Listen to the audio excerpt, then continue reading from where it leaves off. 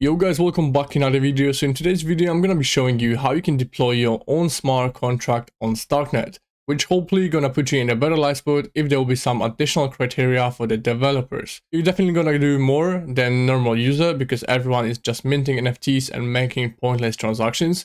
So we're going to do something extra that is going to hopefully put you ahead of the herd. So first you want to go to Remix, which is the Ethereum IDE, and you want to go to the plugin icon. So now you want to search for Starknet and you want to click on the activate button. So once you click on it, you're going to see this pop up. You want to click on remember this choice and click on accept. Now step number 2, you want to go to this website, which is the simple counter. I'm going to put it in a link down below, and you want to click on the Remix. So this is going to fetch the entire code into Remix IDE, and now you want to go and find the environment tab, and then you want to select the wallet selection.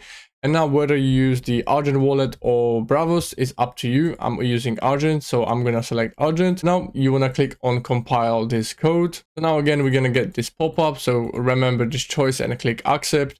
And now you can select the in value. So you can see the contract, if we're going to deploy it, I'm going to use 1.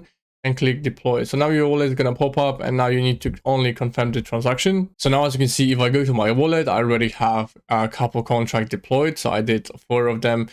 So it's simple as that. So you don't have to do anything extra. It's just a simple line of code and you have to navigate in the Remix. So hopefully you get the idea how to do that.